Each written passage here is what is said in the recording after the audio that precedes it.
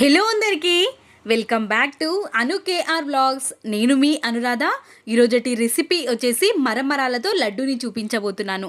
చాలా ఈజీగా 1 to 2 మినిట్స్లోనే prepare అయిపోతుంది మనకి. బెల్లం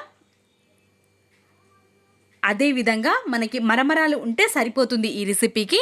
ఎక్కువగా టైం ఏమీ పట్టదు, ఈజీగా చేసేసుకునే ఈ మరమరాల లడ్డూని ముందుగా ఒక 2 కప్పుల వరకు నేను మరమరాల్ని తీసుకొని వేయించుకుంటున్నాను. మరమరాలు అనేది కొంచెం క్రిస్పీగా ఉంటే మనకి లడ్డూలు చేసిన తర్వాత చాలా టేస్టీగా అనిపిస్తాయి. ఇక్కడ చూసారు కదా, కొంచెం వేయించుకున్న తర్వాత ఇలా క్రిస్పీగా అయిపోతాయి. ఒక ప్లేట్లోకి తీసేసుకొని ఇప్పుడు మనం స్టవ్ పైకి పెట్టుకున్న అదే గిన్నెలోకి 1 కప్పు వరకు బెల్లాన్ని యాడ్ చేసుకోవాలి.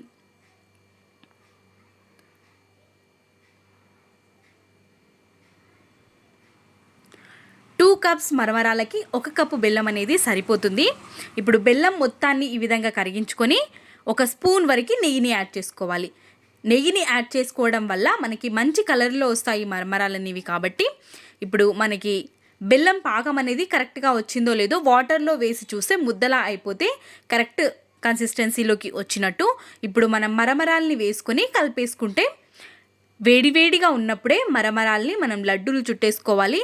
చల్లారినట్టయితే మనకి మరమరాలు లడ్డూలు చేయడం రాదు, అది గట్టిగా ఉండలాగా అయిపోతుంది. కాబట్టి ఇలా కొంచెం వేడిగా ఉన్నప్పుడే చెయ్యికి నెయ్యిని రాసేసుకొని మనం లడ్డూలాగా చుట్టేసుకోవాలి. చల్లారిపోయింది, లడ్డూలు చుట్టడం రావట్లేదు అనుకుంటే అదే ప్యాన్లోకి వేసేసి కొంచెం వేడిగా చేసుకుంటే మనకి కింద అడుగున ఉన్న బెల్లం అనేది కొంచెం లూజ్ అవుతుంది. నేను ఈ విధంగానే కొంచెం వేడిగా చేసుకొని తీసుకున్నాను కాబట్టి కలర్ అనేది కొంచెం చేంజ్ అయింది. ఈ విధంగా అన్ని లడ్డూల్ని ఈజీగా చేసేసుకోవడమే. చాలా స్పీడ్గా అయిపోతుంది, టేస్టీగాను కూడా ఉంటుంది. చిన్నప్పటి రోజులు గుర్తొస్తాయి ఖచ్చితంగా ఈ రెసిపీని మనం తింటూ ఉంటే.